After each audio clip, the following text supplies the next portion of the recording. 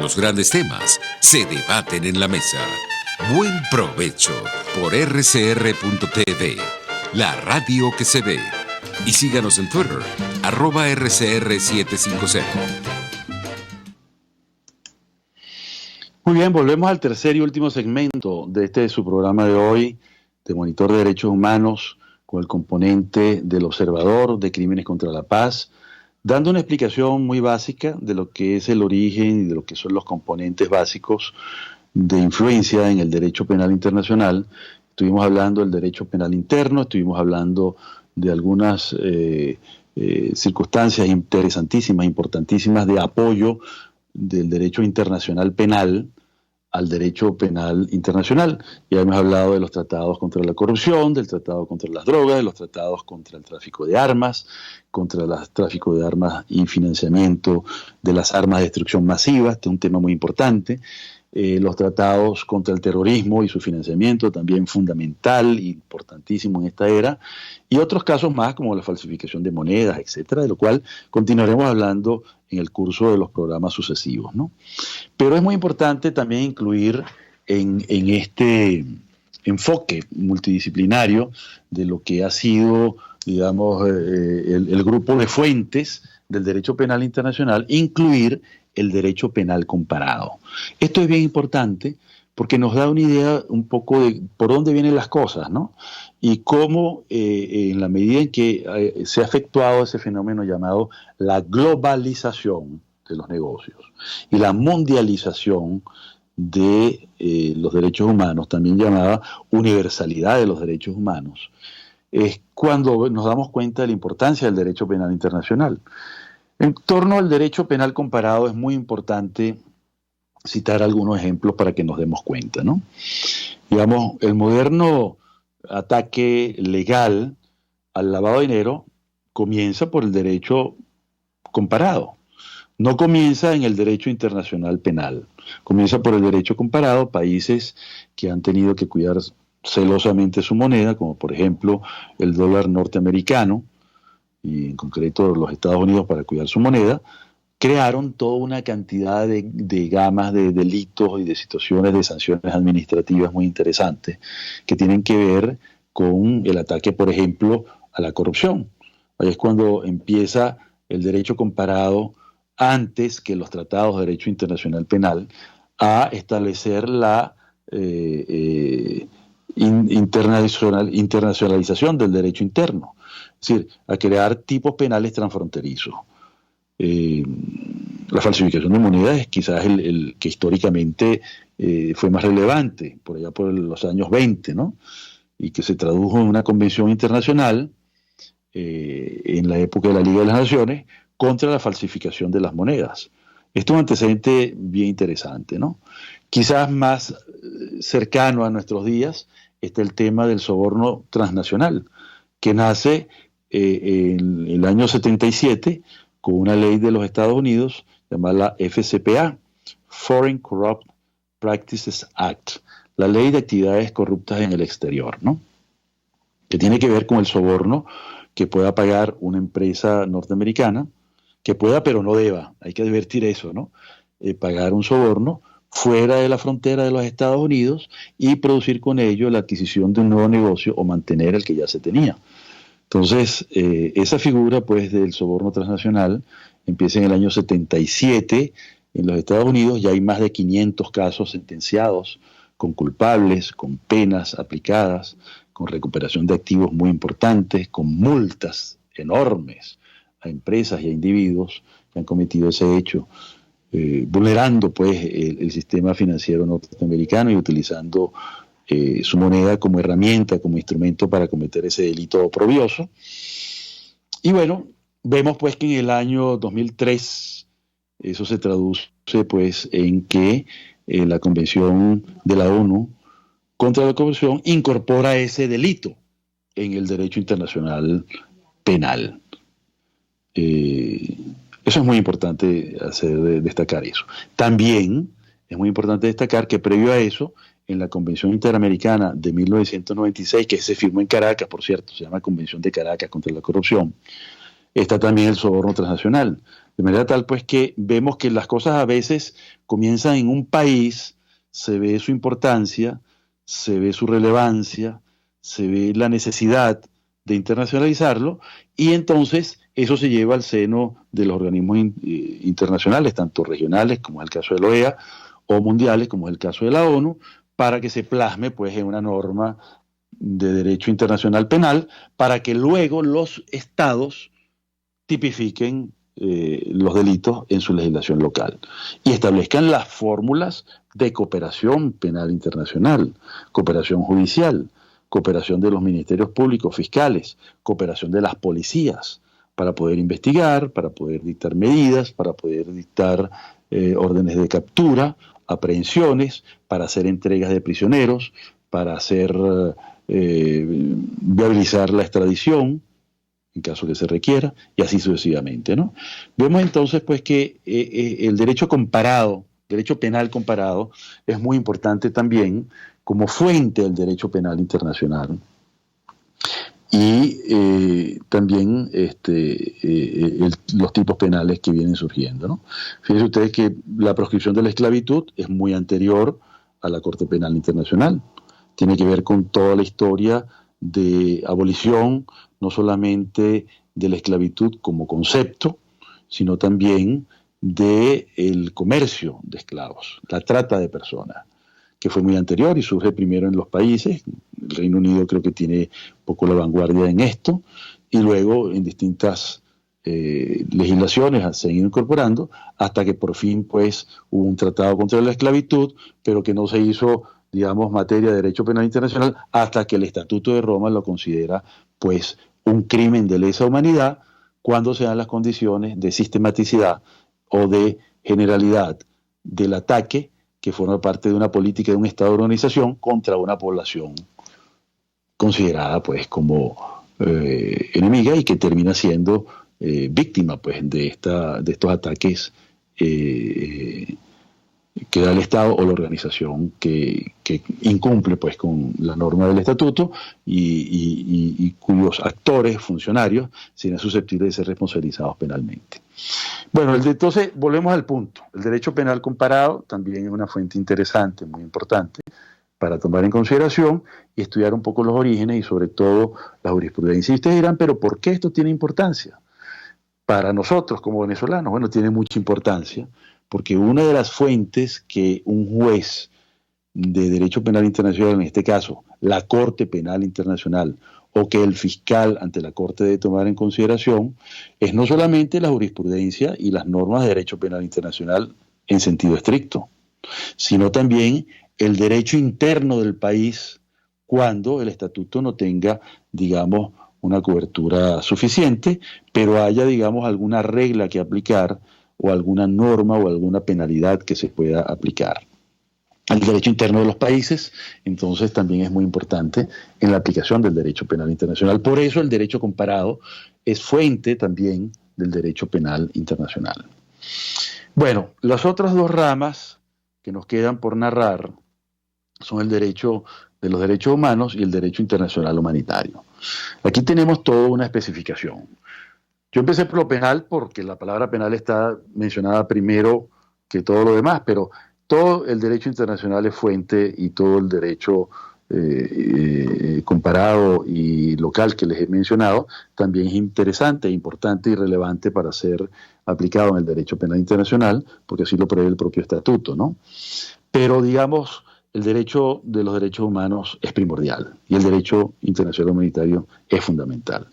Vamos a empezar por el derecho de los derechos humanos. Esto empieza a hacerse una realidad como una aspiración de la humanidad a partir de que en los años 40 se publica un gran consenso, un documento que reflejaba la opinión pública más importante, más necesaria y más relevante en aquel entonces, que es la famosa Declaración Universal de los Derechos Humanos.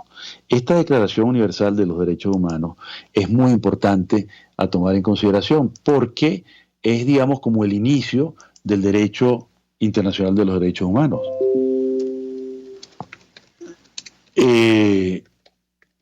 Yo creo que es importante destacar, pues, que digamos, aquí empieza a darse un valor de universalidad a esos derechos de la humanidad, a ser considerados todos, sin discriminación, como personas iguales ante la ley, ¿no?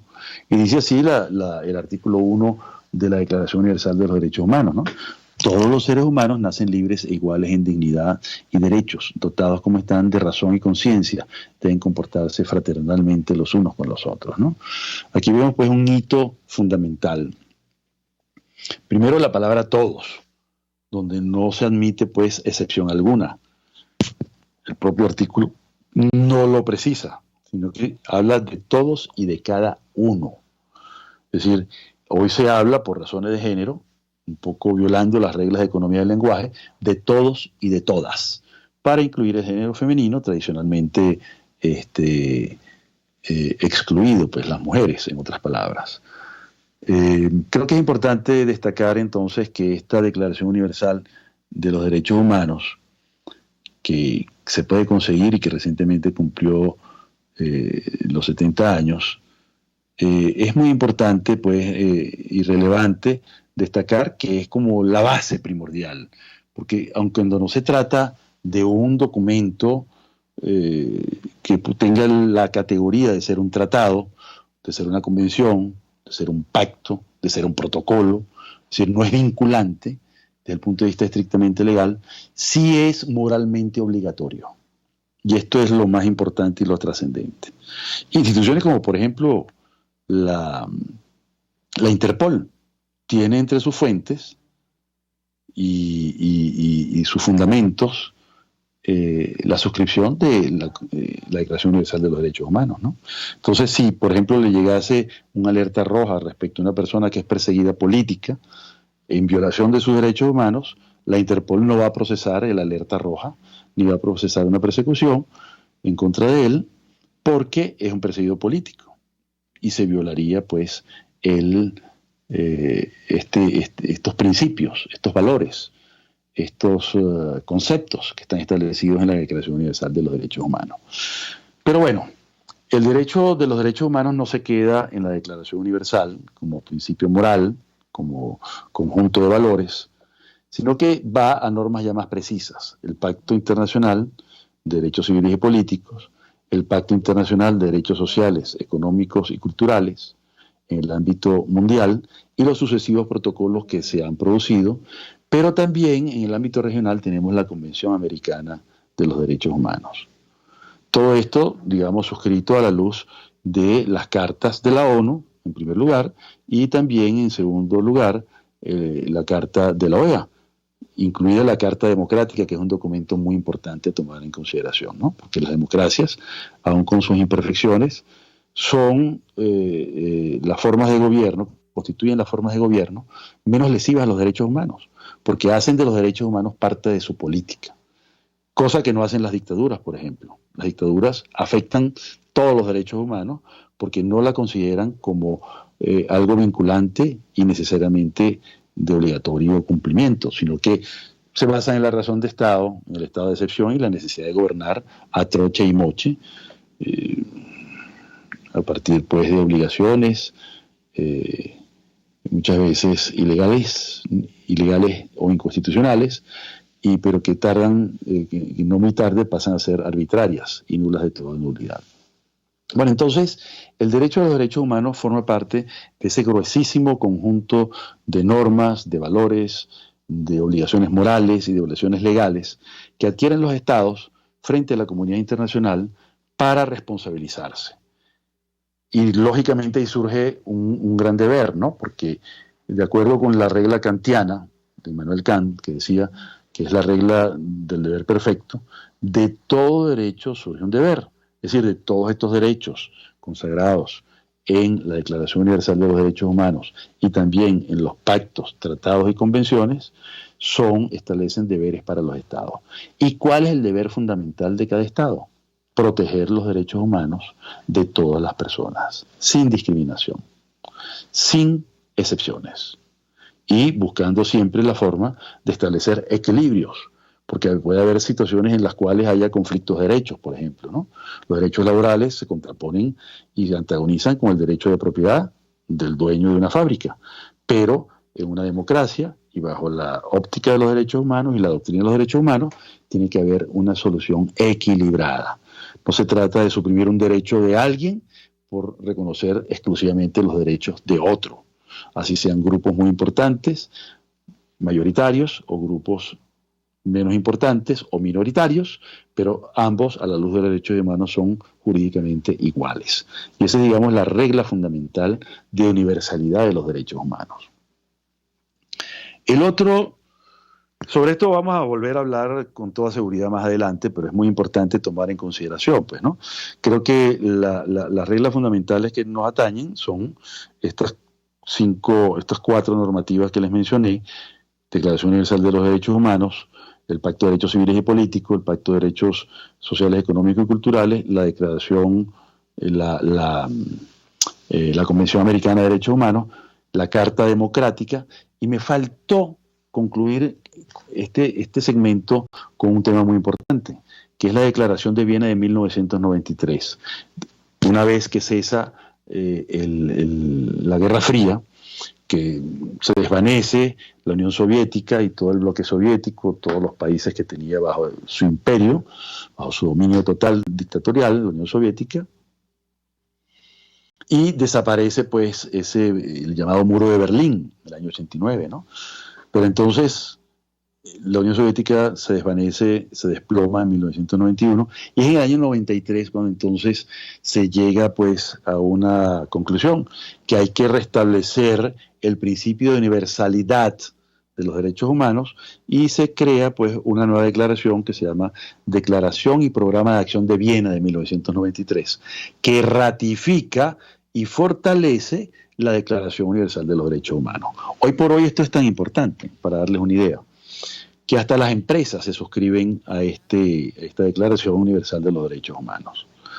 Esto es importantísimo, porque es lo que se llama el Pacto Mundial Empresarial, que tiene que ver con, digamos, la adscripción de las empresas y del sector privado a todo el sistema de los derechos humanos. Bueno, hemos visto, para finalizar ya este segmento, y vamos a hacer un pequeño repaso, hemos visto los componentes fundamentales que tienen que ver con el derecho penal internacional. Hemos visto el derecho penal común, el derecho penal comparado, el derecho internacional penal, el derecho de los derechos humanos, y nos queda por tocar el derecho internacional humanitario, lo cual lo vamos a dejar para programas posteriores, porque tiene que ver con el tema de la guerra, el tema de la agresión, y eso de suyo acapara nuestro interés y requiere un tratamiento un poco más profundo, para lo cual no alcanza este último segmento. Bueno, Monitor de Derechos Humanos y el Observador de Crímenes contra la Paz se despide hasta el próximo miércoles. Muchísimas gracias, buen provecho y que tengan un buen día a todas las personas que nos han escuchado. RCR presentó Buen Provecho. Síganos en Twitter en @RCR750. RCR 750 AM, porque lo bueno une. RCR presentó Buen Provecho, una producción nacional independiente con certificado número 22388 para dar cumplimiento al artículo 14 de la Ley de Responsabilidad Social.